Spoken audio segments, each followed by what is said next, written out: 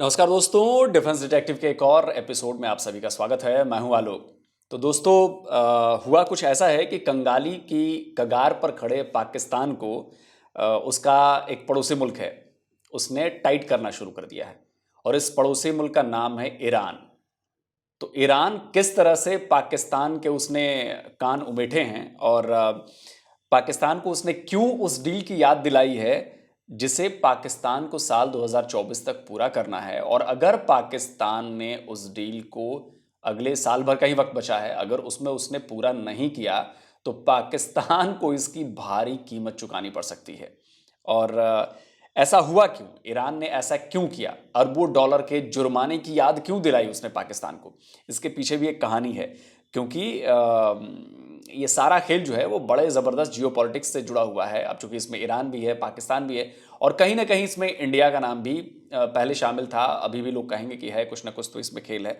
तो इस बैकग्राउंड को भी समझना पड़ेगा कि ईरान को ऐसा कदम क्यों उठाना पड़ा जिससे पाकिस्तान को लगा है तगड़ा झटका।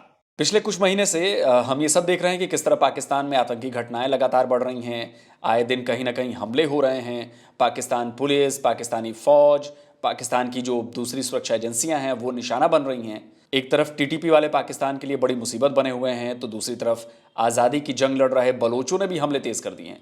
तो इसी साल 18 जनवरी को बलूचिस्तान के पंजगुर जिले में उन्होंने एक पाकिस्तानी सुरक्षा बल पर हमला किया। इसमें 4 जवानों की मौत हो गई।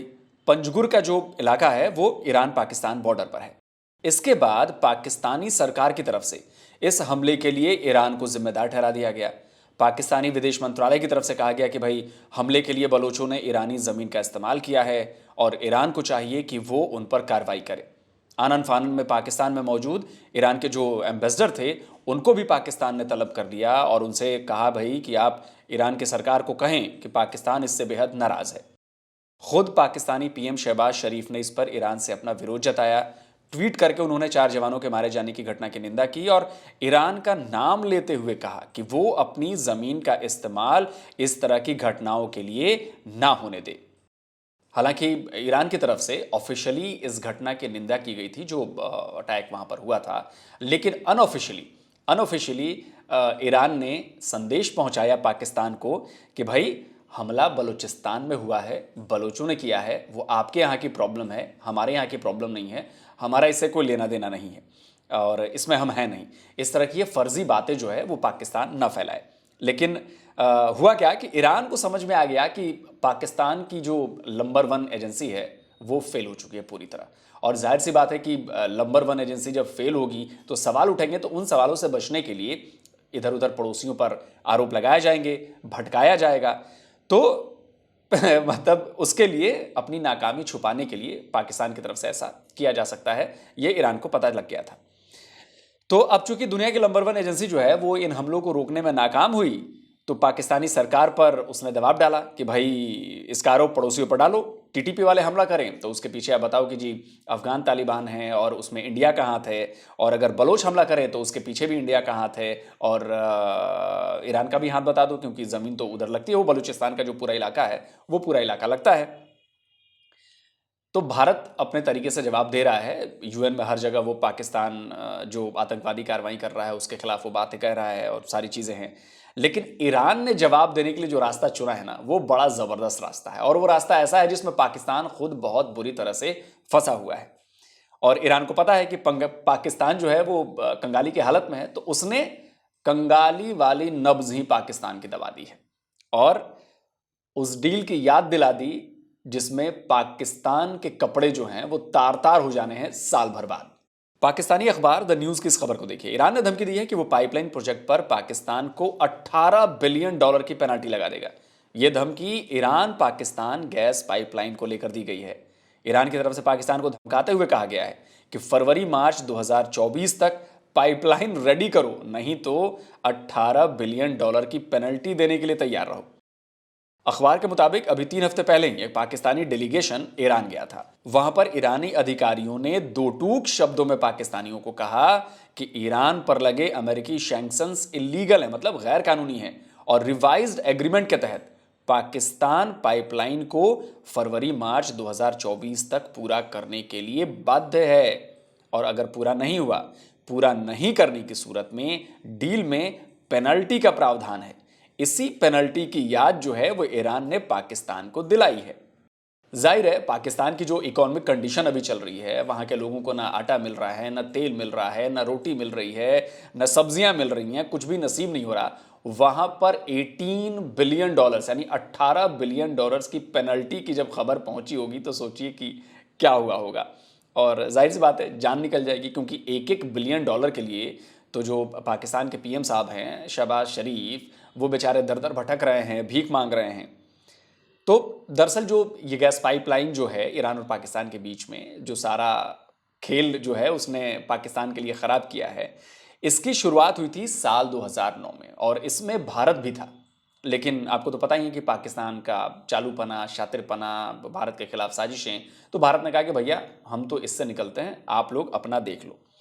तो भारत जो है वो इस पाइपलाइन प्रोजेक्ट से बाहर निकल गया। लेकिन भारत को तो इसमें कुछ खास नुकसान नहीं हुआ, चलिए ठीक है, हमने अपनी ज़रूरतें पूरी कर ली। लेकिन पाकिस्तान इसमें फंस गया। अब जैसी पाकिस्तान की आदत है, वो साजिशें करता है दूसरों के खिलाफ, लेकिन उस गड्ढे में वो खुद ही गिर जाता है और खुद ही फंस जाता है। तो इस वाले में भी यही हुआ, पाकिस्तान इसमें फंस गया। प्रोजेक्ट जो है वो साल 2014 में कंप्लीट हो जाना था और 1 जनवरी 2015 से इसे चालू हो जाना था। लेकिन जाहिर सी बात है हो ना सका। और उस वक्त की जो डील हुई थी, जो पहली डील थी, उस वक्त की जो डील हुई थी, तो उसके मुताबिक अगर 1 जनवरी 2015 को पाइपलाइन शुरू नहीं हुई तो पाकिस्तान को बतौर पेनल्टी हर दिन के $1 मिलियन ईरान को भरने थे। और अगर ईरान इससे और असंतुष्ट होता तो वो इसे लेकर आर्बिट्रेशन कोर्ट चला जाता, तो इनको और भी ज्यादा बिलियंस ऑफ डॉलर्स की पेनल्टी जो है वो भरनी होती। लेकिन प्रोजेक्ट में देरी हुई। फिर साल 2019 में एक रिवाइज्ड एग्रीमेंट हुआ। इस नए एग्रीमेंट के मुताबिक प्रोजेक्ट डिले होने की सूरत में ईरान इंटरनेशनल कोर्ट नहीं जाएगा और ना ही पाकिस्तान साल 2024 तक ईरान को किसी भी तरह का जुर्माना भरेगा। तो ये हुआ कि मतलब थोड़ी बहुत दोनों देशों ने आपस में बातचीत की और इससे क्या हुआ कि एक बन गई, तो पाकिस्तान उस वक्त बच गया किसी तरह से। लेकिन शर्त यही थी कि चाहे कुछ भी हो जाए, साल 2024 तक पाकिस्तान को अपने हिस्से की पाइपलाइन जो है वो बनानी होगी। लेकिन पाकिस्तान तो पाकिस्तान है। पीएम की कुर्सी की लड़ाई के चक्कर में सारे पाकिस्तानी नेता पिछले 75 साल में आपस में मारामारी कर रहे हैं। पाइपलाइन प्रोजेक्ट की किसे पड़ी थी? उनके घर में तो किसी चीज की कमी है नहीं। मुसीबत है तो वो सिर्फ पाकिस्तानी आवाम के लिए है ना। और उनकी फिक्र तो 75 साल में किसी भी पाकिस्तानी हुक्मरान को नहीं हुई। खैर, यह पाइपलाइन करीब 2775 किलोमीटर लंबी है, जिसके बन जाने के बाद ईरान से नेचुरल गैस सीधे पाइपलाइन से होते हुए पाकिस्तान पहुंचनी थी। यानी खर्चा भी कम होता, गैस के रेट भी काबू में रहते और गैस की कमी भी पाकिस्तानी आवाम को नहीं उठानी पड़ती। इससे ज्यादा दूरी तक पाइपलाइन ईरान में ही है। पाकिस्तान को सिर्फ 785 किलोमीटर लंबी पाइपलाइन ही बिछानी थी, लेकिन आदत से मजबूर पाकिस्तान ऐसा कर न सका। अब जरा सोचिए कि ईरान पर कितने सारे सैंक्शंस लगे हैं। उन सैंक्शंस के बावजूद ईरान ने अपने हिस्से की पाइपलाइन जो है वो तैयार कर दी। वो पाइपलाइन पाकिस्तान बॉर्डर तक लेकर वो पहुंच गया है।